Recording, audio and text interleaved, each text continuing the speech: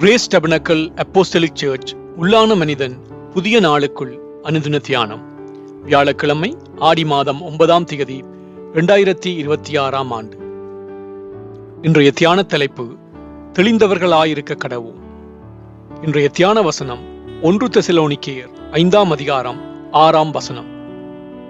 ஆகையால் மற்றவர்கள் தூங்குகிறது போல நாம் தூங்காமல் விழித்துக்கொண்டு தெளிந்தவர்களாயிருக்க கடவோம். தியானம். கர்த்தராகிய இயேசு கிறிஸ்துவின் வருகையை எதிர்பார்த்து வாழ்ந்து கொண்டிருக்கும் அவருடைய பக்தர்களுக்கு அவருடைய வருகை மிக பெரும் மகிழ்ச்சி.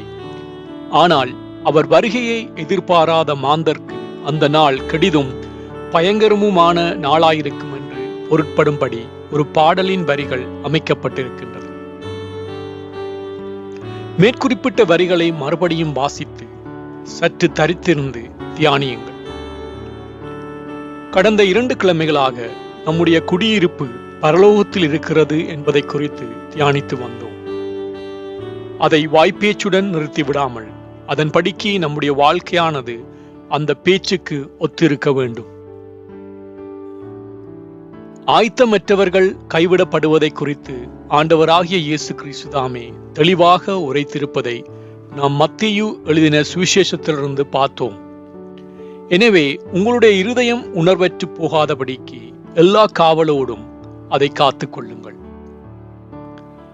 ஆதாமுக்கு 7ஆம் தலைமுறையான ஏனோக்கும் இவர்களை குறித்து இதோ எல்லாருக்கும் நியாய தீர்ப்பு கொடுக்கிறதற்கும் அவர்களில் அவபக்தி உள்ளவர்கள் யாவரும் அவபக்தியாய் செய்து வந்த சகல அவபக்தியான கிரிகள் நிமித்தமும் தமக்கு விரோதமான அவபக்தி உள்ள பாவிகள் பேசின கடின வார்த்தைகள் எல்லாவற்றின் நிமித்தமும் அவர்களை கண்டிக்கிறதற்கும் ஆயிரமான தமது பரிசுத்தவான்களோடு கூட கர்த்தர் வருகிறார் என்று முன்னறிவித்தார் என்று யூதா எழுதின நிருபத்திலே வாசிக்கின்றோம்.